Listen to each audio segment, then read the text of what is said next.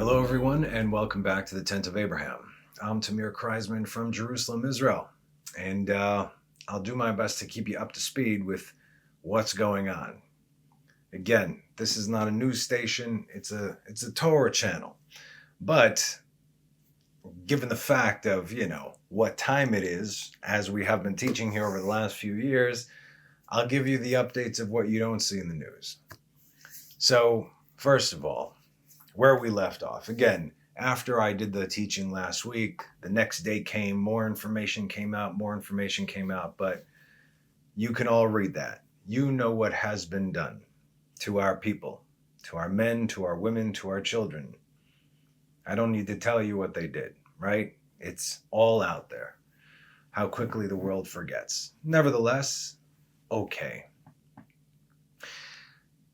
When we read these stories and we see what's going on, it's heartbreaking. And obviously, I can't even begin to say how everyone feels helpless. Even soldiers out in the field, they feel helpless. What are you going to do? You can't change what happened. You can't bring back these lives, the horrors that they're seeing. But so they want some sort of revenge, right? Naturally, right? You want to take vengeance upon your enemy. David did this, and David was David, right? When David sent emissaries to the Philistines, and they made fun of his emissaries, they ridiculed them. They cut half their beards off, not like half like this, just half of their face. They cut their beards off, and they sent them away. When they came back to David, David said, "Don't worry, let your beards grow out," meaning let it all come out, and then we'll go and kill them all. This is biblical. The Philistines, Palestinians, Philistines, I don't know. They're both sitting in the same area, though. In any case, it's likely not going to happen, right? Because this entire thing has been orchestrated. How do we know? Well, again, there are lots of things that I cannot say here right now openly, but I hope you guys can see beyond what is being shown to you. What I can tell you is what really broke me down crying. And it's not the horrors that they're showing us. It's not these terrible tragedies.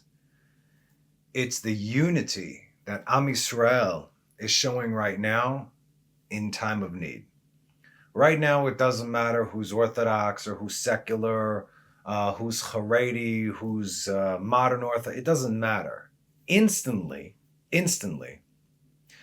by the mercies of God, yes, he reminded us who we are, that we are one people, right? Like we said plenty of times before. The nations get smacked by nature. Look at all the natural disasters, if you will. Oh, sure, man definitely had help in that, but look at the natural disasters. But when Israel needs to get smacked, it gets smacked by the nations. The nations always remind us who we are. They don't care who we voted for. They don't care what we identify as. If you're a Jew, you're dead, right? To this we say, thanks, Adolf. You actually reminded us who we were, right? How do you kill the Jews? Love them, accept them. Intermarried, 1-2 generations later, no more Jews. That's how you end the Jews in the world. Love them, accept them. But that could never happen, right? So after Yom Kippur, what happened? And then in the courts they decided that they weren't going to allow a divide, mechitza, between the male and female praying and hakafot after Sukkot. The courts decided against this in Israel. So in other words, they breached our gaps, and now the Hamas breached our fence. That's what happened. They came right in through the fence. They didn't need tunnels this time. They just walked right in. Everything is on camera. Everything they've done, they filmed and gave it to the world. It's not propaganda, none of this stuff. They filmed it and posted it proudly. So the unity that Israel has been showing is something that's absolutely amazing. Everyone is in prayer together. Everyone is giving. Everyone is driving. Everyone is assisting. Everyone is donating. You see even Haredis. When I see these posts, you see Haredis in Bnei Brak. I bet you they don't even speak Hebrew; they speak Yiddish. But they're putting tzitziot together to give to the soldiers on the front line because that's what they can do. Again, they're saying, "Oh, we want them to serve in the." You don't want them to serve in the army. There's certain people need to serve in the army. Certain people need to serve in the base midrash. This is really where our protection comes from, right? It's not from the guns that we have. But everybody's doing their part right now. And so the army requested thousands upon thousands of tzitziot to give to the soldiers. Secular soldiers are asking for tzitzit. And you have the Haredis and Bnei Brak sitting there and doing this. And they're praying and they're learning Torah for the safe return of our soldiers, and not to mention all the captives over there. When I spoke last time, the number was up to 800 confirmed dead. Now it's over 13 or 1400 with 199 confirmed captives. Over 300 foreign citizens have been murdered. So, they have either Israelis or any kind of foreign passport over there. And these numbers are just expected to go up. Not to mention, there are hundreds upon hundreds of people that are just simply missing. No one knows where they are. They're unaccounted for. So the country really came together. And so when you see Haredis giving tzitziot because the Chilonim are requesting them, that's something that breaks you down. When you see Tel Aviv, how many times have we discussed Tel Aviv? Yeah. Tel Aviv are koshering their kitchens so they could cook food and send it to the front lines to the soldiers. These are things that break me down. And all of a sudden, that's, again, watching horrors as painful as that is, that did not break me down. What broke me down is to see Israel doing tshuva, which honestly, why was this a mercy from God? Because after Yom Kippur, like we said, the next step will be we would start killing one another. If you're bringing tasers to tase Jews praying, Jews tasing Jews on Yom Kippur, the next step, and there was shoving and there was a little bit of violence over there. The next step is full-blown violence, Jew on Jew in the land of Israel. After that, we have no future. We just killed ourselves. God said, we can't let that happen. And so, common enemy. Like I said, when I was younger, my parents had this friend who always told us how he handled both his kids bickering. He one time did it to me and my friend. He said, kids are fighting, no problem. How do you get them to stop fighting? Bash their heads together. And then but then they'll both turn on you, and he could take it, obviously. Common enemy. This is exactly what happened right now. So there is no secular, there is no Orthodox. We are Am Yisrael, we are one people right now. Regardless of the cheshbon, who, what, where, how, we don't know what kind of account their soul had to give to God. All these things had to happen exactly as they did, but we know that innocence, children, right? Children, completely innocent. And what they did and how they displayed it, these children go up to Gan Eden Elyon. These are tzaddikim, super righteous. And what are they doing? They're praying for the safety of Am Yisrael down here. None of these things are in vain. What does concern me, though, is that now that we all are rallied and ready to go, we're ready to go. Let's go in right now. For the first time, the world is actually looking and say, yeah, not only does Israel have every right to defend itself, the world is getting angry. You're legitimizing these people. Okay, no problem. What happens? Soldiers are going in saying, Shema Yisrael, all this stuff. Great. Now America comes in. The savior, with their 5th and 6th fleet coming in. Now all the eyes turn off of God and go directly to the big boats coming over. Yay, America's here to save us. They're doing this on purpose. They know exactly what they're doing. Why? Because they orchestrated this thing to begin with. 6 hours and no response? 6 hours. Just try and understand what that is. 6 hours and no response. I'll give you an example.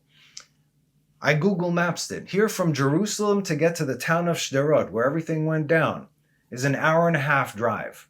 If I wanted to go to Sderot right now, an hour and a half and I'm there. You want to tell me 6 hours and no military response when we're supposed to be all over the place? Not a single bird in the air? Come on. Not one, not two, not three people are responsible for this. Everything was coordinated.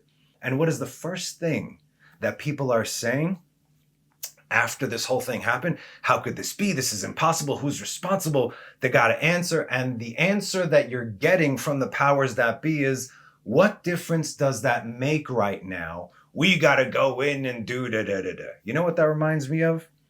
Benghazi. What happened in Benghazi? A complete sham, a complete scandal. Forewarned, instigated, calls for help, no answers.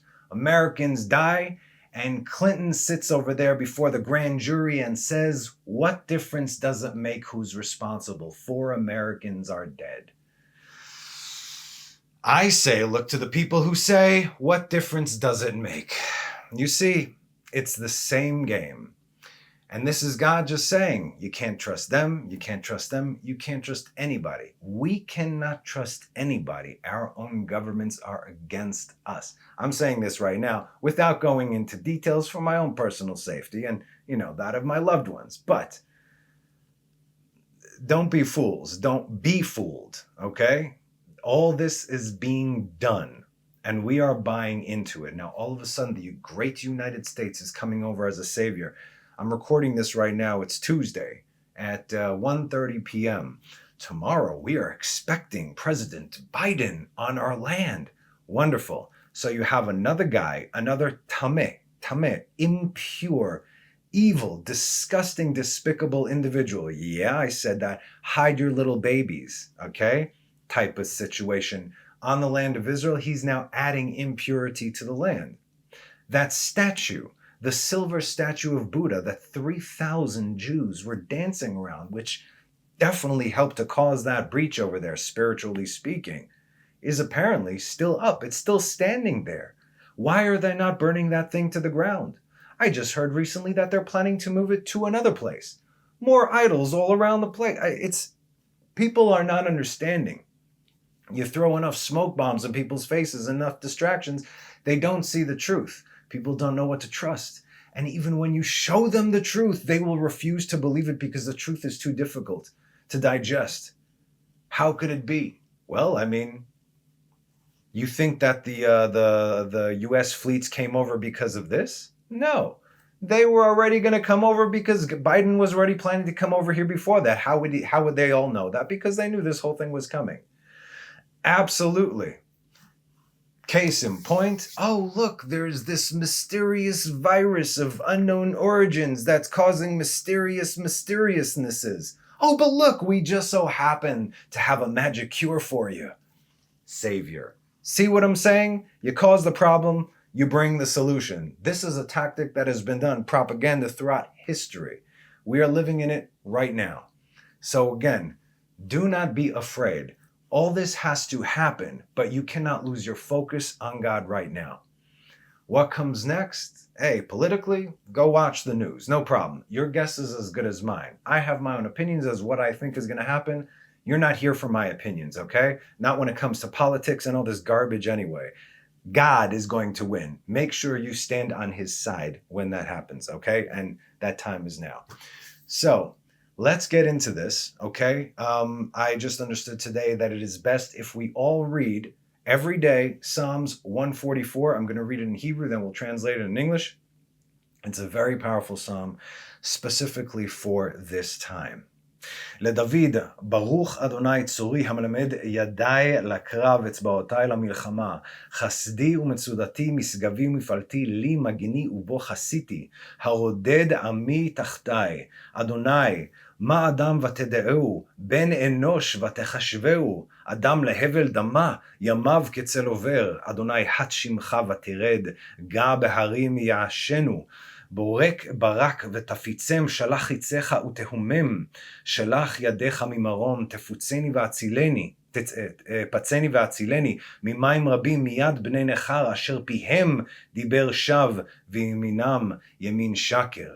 אלוהים, שיר חדש אשר הלך בנבל עשור הזמרה לך, הנותן תשועה למלכים, הפוצע את דוד עבדו מחרב רעה. וצני והצילני מיד בני נכר, אשר פיהם דיבר שווא, וימינם ימין שקר. אשר בנינו כנתיים מגודלים, בנעוריהם בנותינו כזית, מחוטבות תבנית היכל. מזווינו מלאים מפיקים מזן אל זן, צוננו מעליפות מרבבות בחוצותינו. אלופינו מסובלים, אין פרץ ואין יוצאת, ואין צווחה ברחובותינו. אשרי העם שככה לו, אשרי העם שאדוני אלוהיו. Listen to this psalm of David. Blessed is the Lord, my rock, who trains my hands for battle, my fingers for war.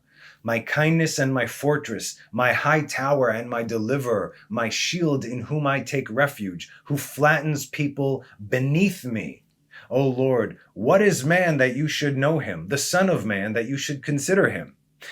Like Psalms 8, right? Man is like a breath, his days are as fleeting shadow. O Lord, bend your heavens and descend, touch the mountains and they will smoke. This is exactly what happened in Mount Sinai, by the way. It said the Lord bent the heavens, right? The heavens came down and touched the mountain, they were smoke. This is what he's referring to here. Stretch forth hands from above, deliver me and rescue me from great waters and from the hands of foreigners. Bnei Nechal, Zarim, foreigners, exactly. Whose mouths speak vanity. It says vanity, but it says Asher pihem diber shav. Shav is falsehood, and whose right hand is in the right hand of falsehood. Sheker, lying, okay? Whose mouths speak falsehood, and whose right hand is the right hand of falsehood, of lies. O God, I shall sing a new song for you. With a psaltery and a 10-stringed harp, I shall play music for you. Who gives salvation to kings, who delivers David, his servants, from an evil sword. Deliver me and rescue me from the hands of foreigners, whose mouths speak falsehoods, and whose right hand is the right hand of lies. For our sons are like saplings, grown up in their youth. Our daughters are like cornerstones, praised as the form of the temple. Our corners are full, supplying from harvest to harvest. Our flocks produce thousands, yea, tens of thousands in our streets. Our princes are born. There is no breach. Breach in the fence is how they came in. There is no breach, nor rumor going out, nor is there a cry in our squares. No more of what happened. Praiseworthy is the people that has this. Praiseworthy is the people whose God is the Lord. And if you guys notice, the next psalm is Psalms 145. It says, Ashrei Yoshevetecha, right? And we usually started with the last verse from Psalms 144. Ashrei ha'am shekacha lo. Shekacha is the gematria of Moshe. Praiseworthy is the people that actually have Moshe, right? Because Moshe gave us the Torah. Anyway, so we're going to be saying this every day. Say Psalms 144 every day. Mean it, understand it. It is very relevant now. It's great for protection for Israel. So we're going to get back with Pirkei de Rabbi Eliezer, because like we said, this is really where our strength comes from, and this is what we're going to be doing. Okay, so this one is called The Offering of Our Lips. We are still in chapter 38, 38H. We're almost done. It's a very long chapter, but we're almost done. Hallelujah Adonai kol goyim shabechu kol haomim ki gavar elenu chasdo ve'emet Adonai leolam. Hallelujah. So we are back with the ban. We continue from where we left off last week. You should know how great is the power of the ban. Come and see from the tribes who were zealous of the harlotry of the tribe of Benjamin.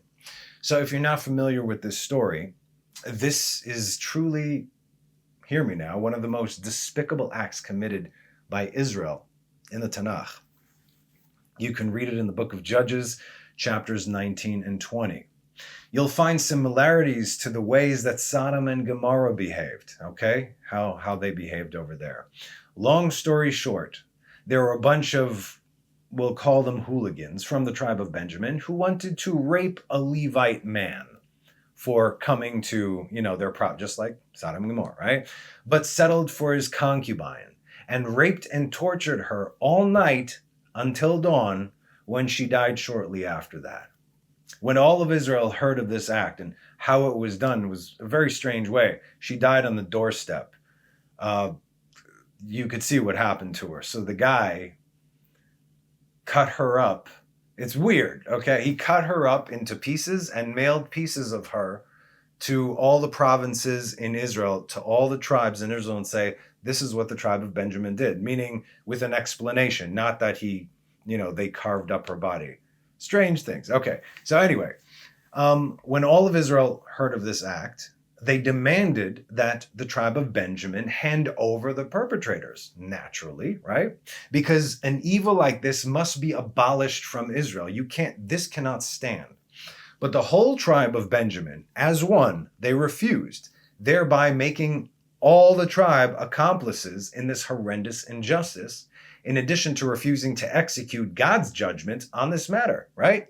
This is murder straight up. Rape, murder, you got to take this out. As a result, the remaining 11 tribes of Israel had no choice but to go to war with Benjamin, and God commanded Judah to lead the charge specifically. Again, you can read it there. It was a very, very bloody war. There were several of them, right? Several battles in the war with tens of thousands of casualties on both sides until God finally delivered Benjamin into the hand of Israel. From the aftermath of the fighting, the tribe of Benjamin was almost completely wiped out, with the eventual reconciliation in the last chapter of the book of Judges allowing the daughters of Benjamin to marry into the tribes, thereby lifting the obvious ban placed upon them, right? So in other words, because they did this, okay, there's a ban on the tribe of Benjamin. We're going to war with you. There's no peace. They killed almost all the men, and there were only women in the tribe of Benjamin left. And then they said, nobody's marrying into your tribe is going to die out. But Israel knew. And again, you see them going to war. They crying out to God, I don't want to go to war with my brother, but I have to do this to uphold God's law. So in the end, finally, when there was a reconciliation, that's when all the tribes did marry the daughters of Benjamin, thereby continuing the line of Benjamin somehow. So now we have 12 tribes.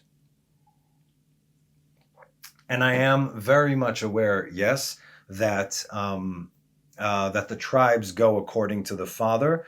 The Jewishness goes according to the mother, right? Like I said, I believe David's mother was from the tribe of Dan.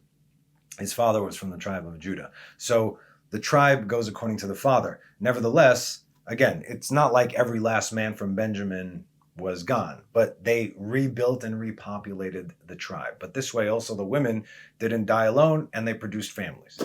Okay, so in a nutshell, that is what was the harlotry of the tribe of Benjamin. Now, what else should we look at to see the power of the ban? The Holy One, blessed be He, said to them, you were zealous for the harlotry of the tribe of Benjamin, rightfully so, right? But not zealous for the idol of Micha? Oh boy, see, we got another idol right now in our midst. 3,000, that's the number of how many, looked at the golden calf. 3,000 were dancing around the silver idol of Buddha over there. This can be found earlier in the book of Judges, chapters 17 and 18, about the idol of Micha. Long story short, his mother straight up broke the 10 Commandments and created Pesel Umasecha, Micha's mother, an engraved and molten image, an idol. Created this, right? This guy then proceeded to build a temple filled with filth and convinced a Levite, someone from the tribe of Levi, right, to serve as a priest in his pagan temple. And who was this Levite? It gives us his name for the first time at the end of the story in Judges 18:30. And the children of Dan set up for themselves the graven image because they wanted it. So it went from one place to one place. And Jonathan, the son of Gershom, the son of Menashe, both he and his sons were priests to the tribe of the Danites until the day of the exile of the land. Now, if you read it in the biblical Hebrew, I don't know what kind of Chumash you have, but in the Hebrew, you'll see the letter Nun from the name Menashe, Mem Nun Shin He, is a small hanging Nun, meaning it looks like it's coming from above. It's not exactly in place. It's a bit higher up. It's called a hanging Nun, as it was placed there for a specific reason. The reason being that it was added to this person's original name. And what name do we get if we remove the letter Nun from the name Menashe? Moshe. Jonathan, the son of Gershom, the son of Moshe, right? The son of Moses. Moses had two sons, Gershom and Merari. Gershom, the son of Moshe, his son, Jonathan, right? So those are Moshe's two sons, and, he was a Levite, right? The pagan priest from the house of Levi was the grandson of Moses. And so since this temple and these idols stood the entire time that the tabernacle in Shiloh stood, the ark was then taken by the Philistines, Shiloh was destroyed, and Israel did nothing about it. This is why the sons of Benjamin killed them, Israel, at first. Second and third times that they went out to war. You'll see 3 brutal battles ensued, and Israel was the one that lost 10, 20, 30, 40,000 every single time. There's a 20 or 40. Anyway, it's right there. Read it, okay? It's just in those 2 chapters. It's all written in 19 and 20.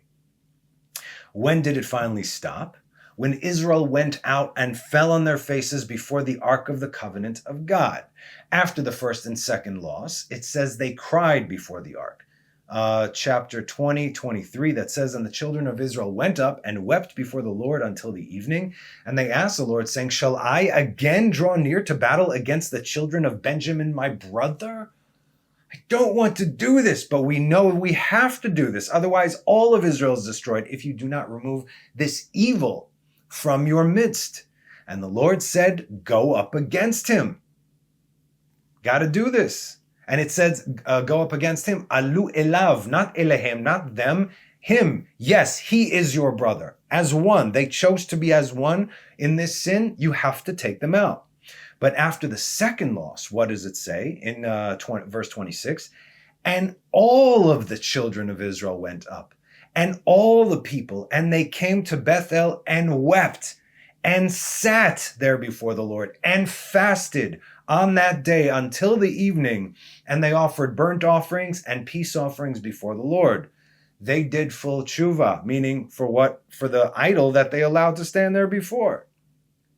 You see, all the despicable acts that Israel were allowed to do within the land of Israel, after everything they've been through, and then they finally came to their rightful place, God was patient with them in hopes that they do tshuva. See where I'm going with this? After 2,000 years of exile, and you come back to Israel and you do this, and again, this idol, this silver Buddha that Jews are dancing around when they should have been dancing around with the Torah, it's not an isolated incident. This is symbolic of what is going on in our country. And we cannot stand for this anymore because, again, who are you going to go? You're going to go complain to the systems and the powers that be about what they're allowing to take place? Of course they're not going to fix it. We know that these things have to happen. We got to get rocked like we've never been rocked before. There's no time left. So first of all right, unfortunately, and people, I don't say this lightly. Sometimes it takes abuse and mutilation to get any kind of movement from us.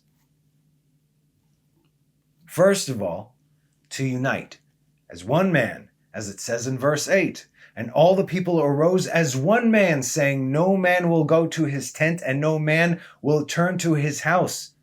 That's unity. Good, wonderful. But second, without tshuva, we will continue to be killed.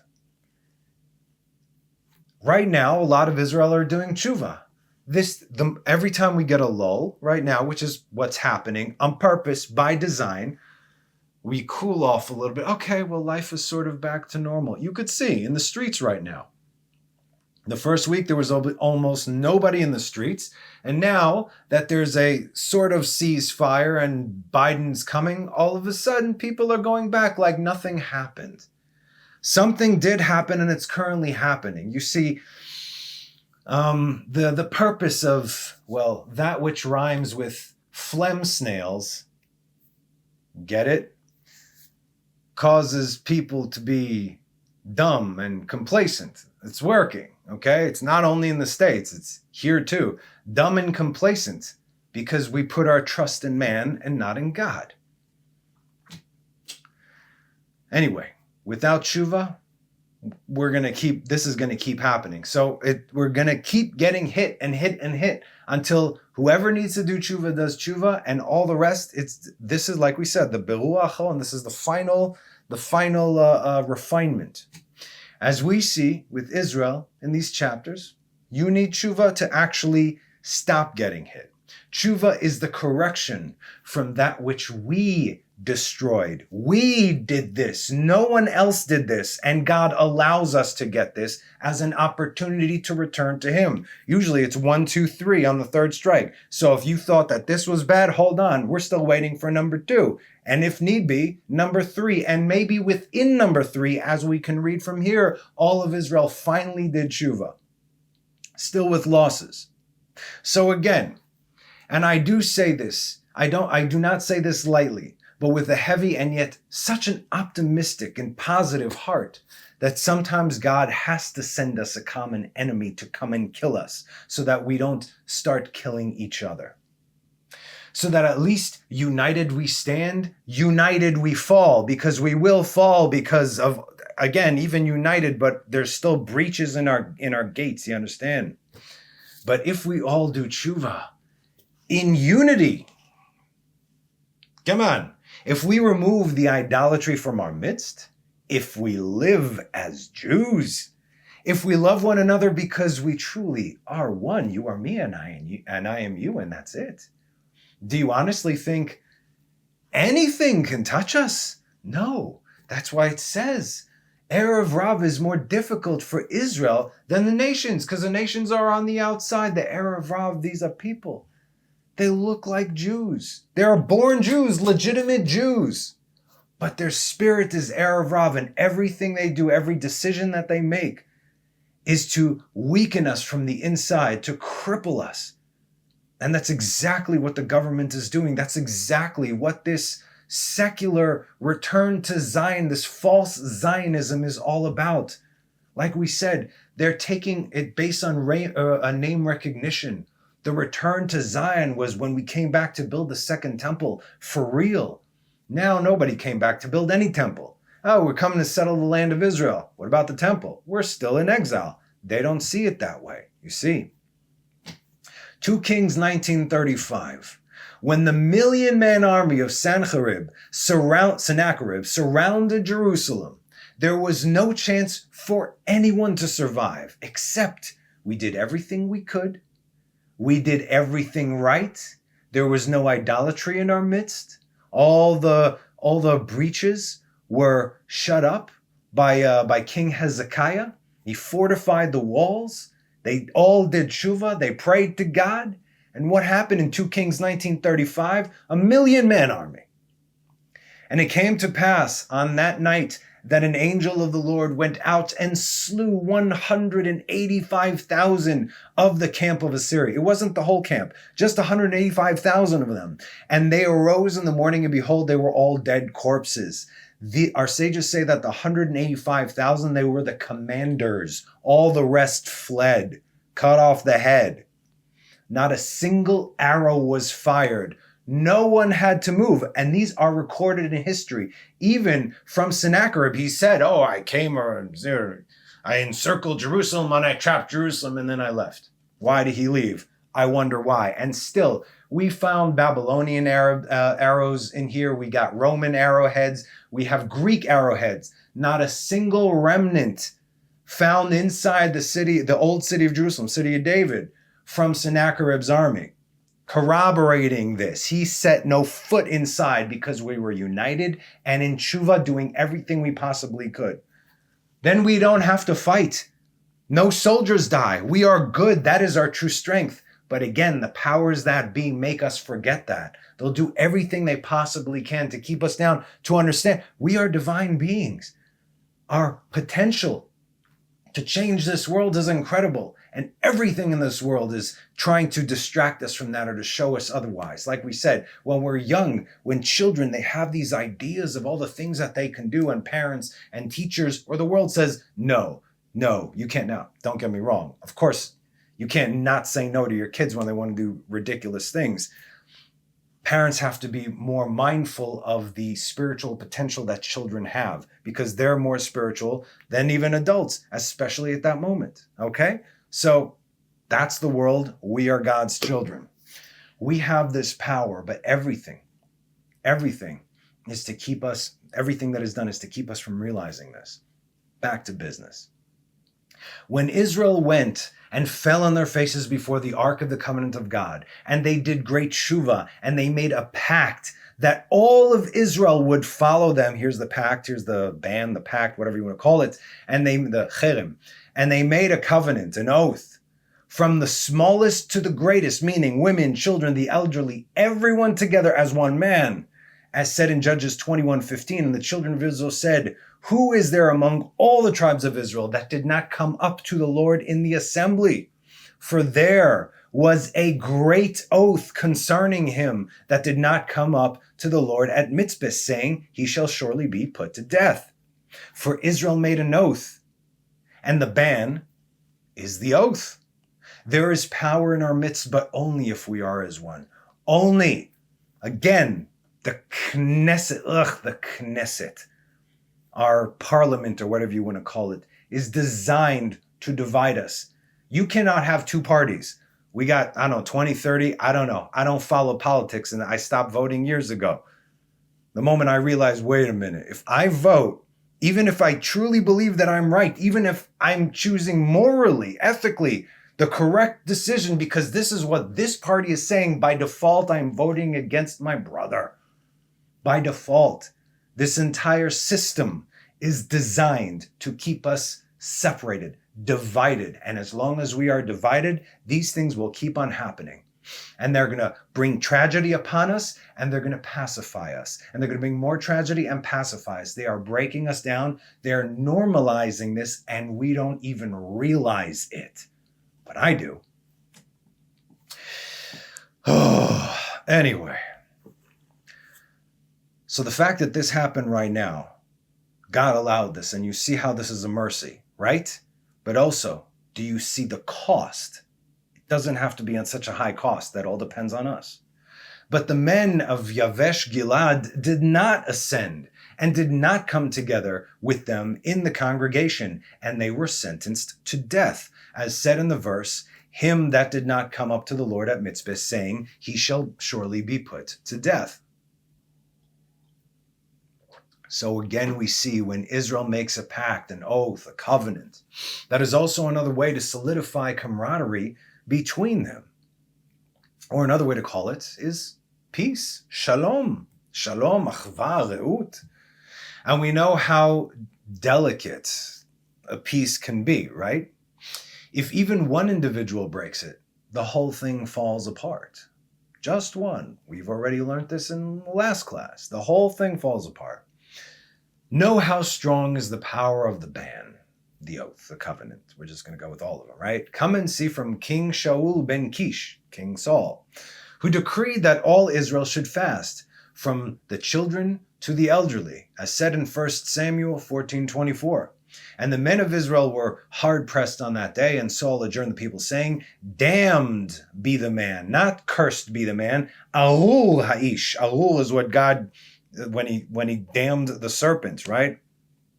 Arul ata mikol chayat hasadeh. Damned are you from all the beasts of the field, the animals of the field, saying, damned be the man who will eat food until evening, until I shall be avenged of my enemies. In other words, we have to fast because our enemies are greater than we, and this is really what is going to tip the scales. And none of the people tasted any food. And then again in verse 28, and one man of the people called out and said, your father adjourned the people, saying, meaning who are they talking to? We're going to see in a second. Damned be the man who eats bread today, and the people have become faint. But Jonathan did not hear the ban that his father made, and he ate a bit of honey, and his eyes brightened, as said in verse 27. But Jonathan had not heard when his father had adjured the people. And he extended the end of the staff which was in his hand, and dipped it into the honeycomb, and when he brought back his hand to his mouth, his eyes brightened. Okay, he was riding through the field, and there was honeycombs on the ground. So he had his spear over there, and he stuck it in the honey, and it came down on his hand and he put it in his mouth.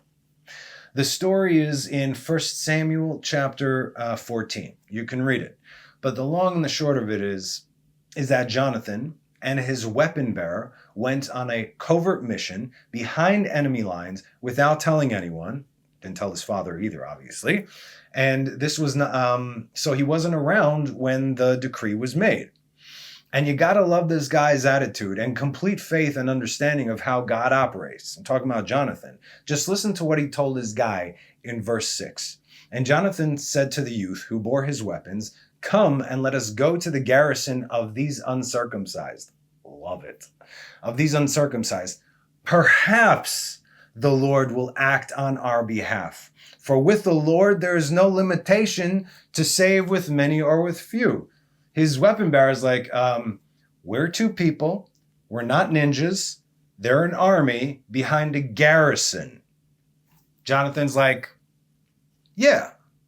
And, maybe God will be on our favor today. He wasn't taking it blindly, just like Shadrach, Meshach, and Abednego told Nebuchadnezzar. Of course God could save us. But if he doesn't, we ain't bowing down anyway. But he totally can. Perhaps the Lord will act on our behalf. 2 guys could take out 1,000,000. No guys could take out 1,000,000. These things happen, right? They understand. They know God. So hopefully he's within our favor. So this is humility, right? As he doesn't put God on the spot. God's going to save us. Don't worry about who would save this? Who would say this unless God said, go forth, nothing's happening to you, right? He didn't say God will make us victorious. He said perhaps, as in if God wills it. And if not, then this is where we're going to meet our end. It's okay, but we got to go. We got to go do some covert ops right now. And as far as numbers go, we are Israel. We're used to being outnumbered and outgunned since the days of Abraham. Now, why did Saul call for a nationwide fast? Because when we fast, it gives us spiritual power, or rather, it elevates our spiritual power because it removes sin from us. If you guys understand the concept of this, it's like the I'll give you an example. All right, it's like the that movie. What do you call it? Gang. It's not the best movie. I just remember this from there. Gangster's Paradise, I think it's called, with Michelle Pfeiffer, right? She's a teacher in one of the East LA schools. She's a former combat vet, right? So she comes into the class, nobody listens, and they're all being rowdy and whatnot. And she says, right now, at the beginning of the semester, everybody in this class has an A. It's up to you to keep it. And you see people like, well, I never had an A before, so I'm going to work hard, right? So meaning the A is yours to lose. Okay. Children are innocent the moment they take upon themselves the yoke of Torah, boys 13, girls 12, which is inevitable, right? Because we get up there in age. Their score, if you will, starts to dip if they don't live as they should. In most cases today, we don't. And even back then, it was difficult because come on, we're teenagers, for goodness sakes. That's why I read to you all these books that the sages write. They all, in the preface of the book, they give thanks and gratitude and everything. And in the end, it's like, please, God, forgive me for the sins of my youth. Now, these dudes were talking about righteous from the day they were born to the day they died, but still, youths are youths. Or youths, if you will, right? Okay, that's almost even a fleeting thought that could be considered as a sin if they're not aware enough to do tshuva at that time. So that's why we all start with the score of an A. But the uniqueness of Judaism, specifically because we got the Torah, we can also get up to the A plus and A plus plus and A plus plus plus and so on and so forth, right? The mitzvot that we do. And the better life that we lead, we can elevate that. In other words, we are not capped. We can always do better. We can ascend to the heavens and descend to Gehenna, taking the world with us in either direction. Anyway, Saul called a fast for the sake of Israel's victory. And when we are all in an elevated state, why are we told to fast specifically on Yom Kippur? Do not concern yourselves with matters of the flesh right now. You are beyond that, okay? We don't even have to fight when we are on that elevated state, because we understand that our true strength does not come from our might or our power. The mighty IDF is not going to save us, just like they didn't save us now. You see, the government is not going to save you, just like they didn't save you now. The government is poisoning you, just like they have, and people still don't realize that. And all these things have been designed to divide us. That is how you take us down. You divide us. Simple. Look at what it says in verse 20. And Saul and all the people who were with him gathered and came to battle, and behold, every man's sword was against his fellow, because there was a very great confusion. They band together, all as one. They all fasted together. They come to fight the enemy. Oh, the enemy's already fighting themselves. Let's tea anyone, coffee, whatever, right?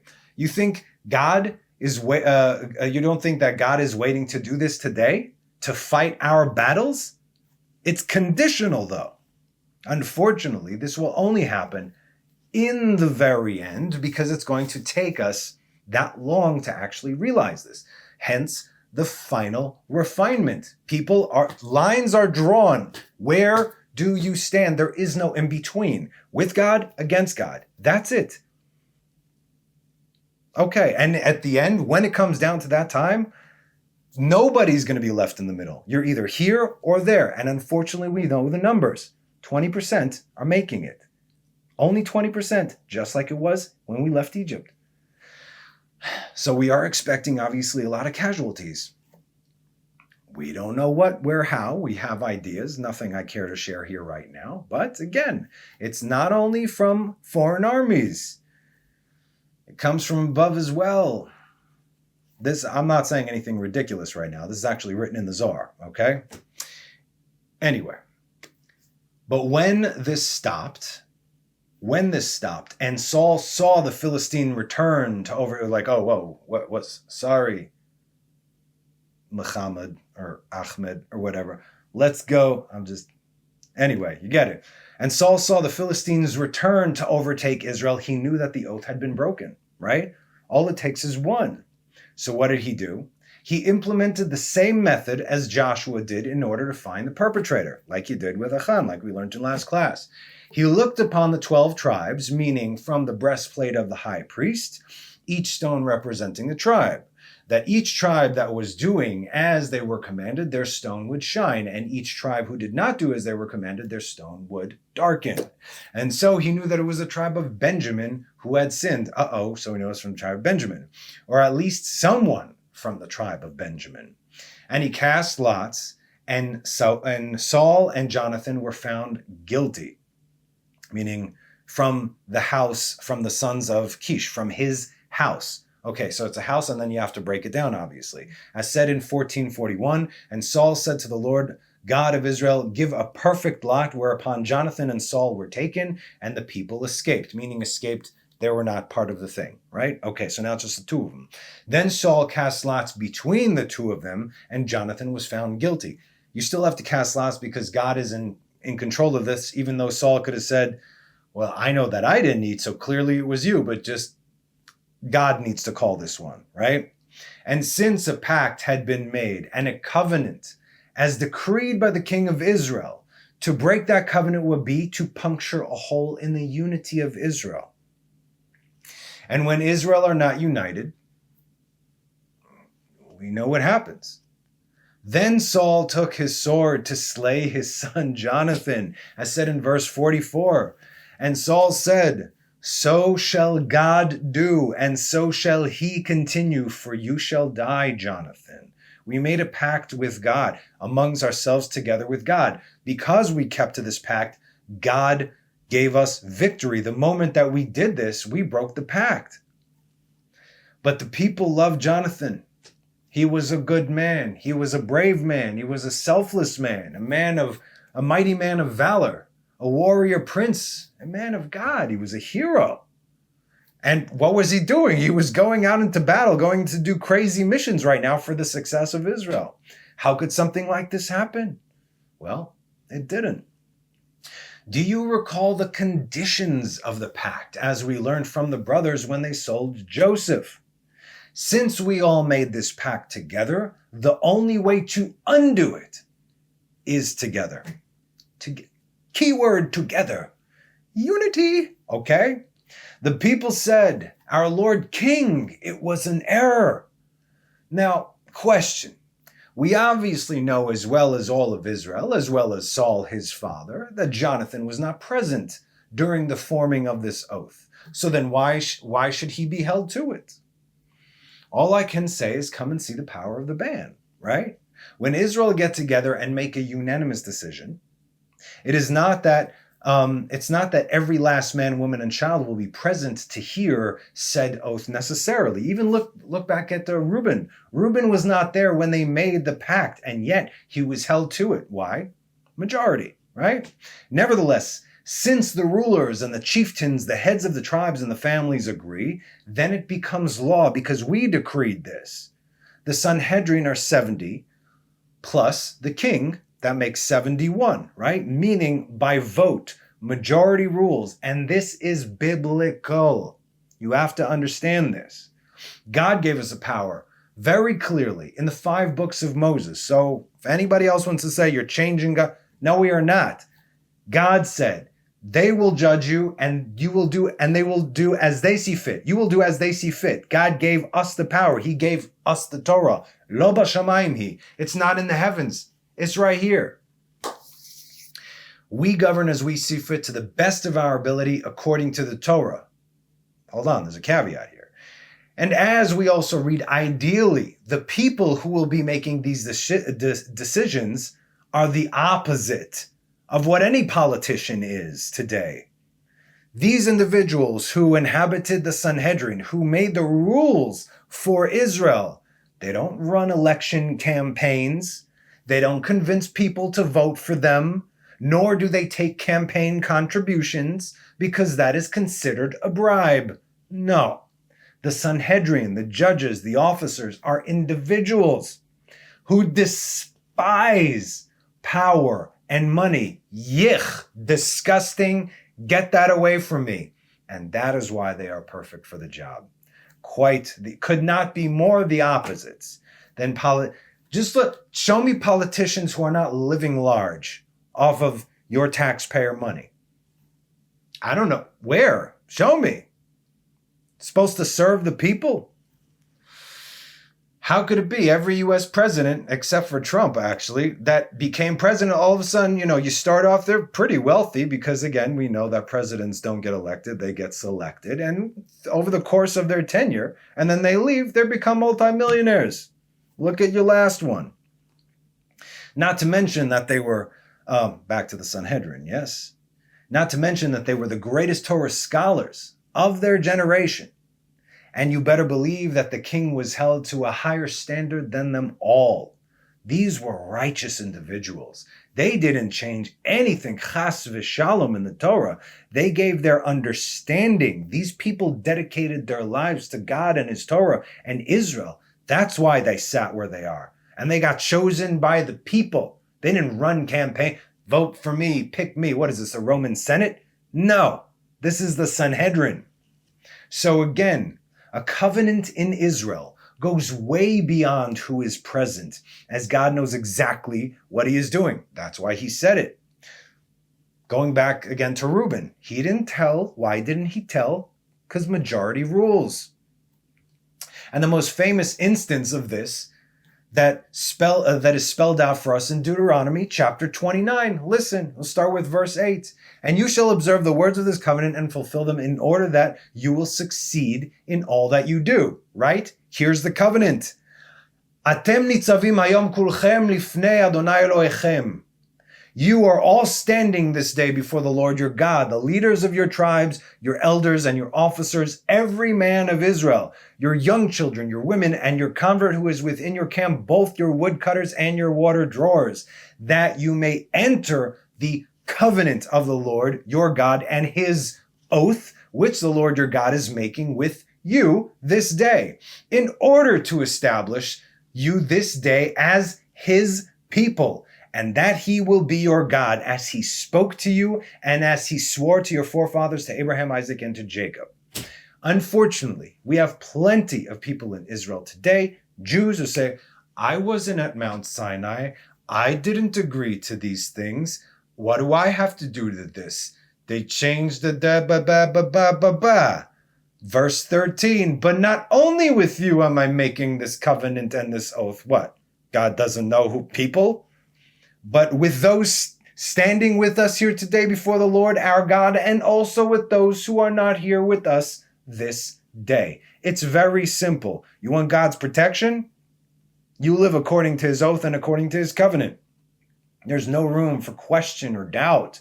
Otherwise, the generation of the wilderness could have been the very last generation that it would be relevant to, because next generation, they weren't here. Daddy was there, but I was not, so what do I have to do with this? And so, based on how serious these oaths are, since it was the king who decreed it and solidified by the majority, the oath is relevant even to those who are not present. We understand. Okay. In today's societies, these are the laws imposed by governments, lehavdil, corrupt as they may be, right? I didn't know is never an excuse, especially when you're in another country. I didn't know that I can't smoke crack in Dubai. I can smoke crack in America. Can you? In certain places, sure. In democratic-run states, right? Okay, I'm not getting into the thing. But basically, you get what I'm saying. I didn't know does not keep you away from paying the price. So we covered all the angles. We get it. Now we can proceed. The people said, our Lord King, it was an error. Indeed it was. However, the ban is the ban, and the king must uphold the covenant they made with God. And yet, since it was, listen to me now, we the people who established the ban, it is we the people who can undo it, as long as it is done together in complete unity. Again, unity among people is the only reason that God will not intervene. Except, of course, in Gog and Magog, because although the world will unify to destroy Israel, it is by God's design. God is unifying them to pull them in here, right? Israel is the bait, so to speak, to gather them all in one place for the grand finale. At that point, they have no choice anymore. I'll put a hook in your jaw, and that's it. Now we're about to finish this thing. So, what did the people do? They brought on his behalf a burnt offering for his error, and he, God, was entreated of him. And they saved him from death, as said in verse 45. And the people said to Saul, shall Jonathan, who has wrought this great salvation in Israel, die? Far be it. As the Lord lives, not one hair of his head shall fall to the ground, for he has worked with God this day. And the people redeemed Jonathan, and he did not die. I'm getting emotional when I read this. Whenever I see Israel coming together, it melts me. And what, don't you think that God doesn't want to see his children coming together? Why do you think he allows these things to happen? Again, going back over and over again, everything we're seeing is biblical. What does this tell us, my dear friends? That although the large majority of Jews have and actively are breaking the covenant established by God with Israel on Mount Sinai, we the people can still redeem our brothers and sisters who err, and mind you, only those who err, okay? As those who actively and consciously rebel, we know they have no place in the world to come and they will perish. Those are part of the 80%. But the rest, though they may have strayed off the beaten path, though they may have diverted from the way of the king, those who are not yet lost, there is still hope for them. There's always hope. But Tamir, you bearded maniac, I hear you say, surely we don't have a temple or even an altar by which to give offerings to God in order to redeem our brethren. To which I say, chill, Winston. As we read directly from Hosea 14, prophecy unfolding before our very eyes. Listen. Samaria shall be accounted guilty, for she has rebelled against her God. They shall fall by the sword. Their infants shall be dashed, and their pregnant women shall be ripped up. Return, O Israel, to the Lord your God, for you have stumbled in your iniquity. God still says return. Take words with yourselves and return to the Lord. Say. God is telling us what to say. You shall forgive all iniquity and teach us the good way, and let us render for bulls the offering of our lips. Uneshalma parim sefatenu. That's prayer. That's asking. That's speaking. God said do this, right? When I take your temple and your altars away. What is instead of bulls? The offering of our lips. If there ever was a time in the history of mankind, now would be that time. Don't believe a word they say. Trust in God and keep your eyes on Him. Stay safe, everybody. Thank you so much for joining me, and especially the support, the overwhelming support that you guys have shown during this time. Emails, text messages, whatever. Thank you so much, okay? Don't let the lulls right now fool you. This is far from over. Have a wonderful rest of the week. And have a Shabbat Shalom. I guess we'll see what's going to happen tomorrow. Bye-bye. Am Yisrael Chai.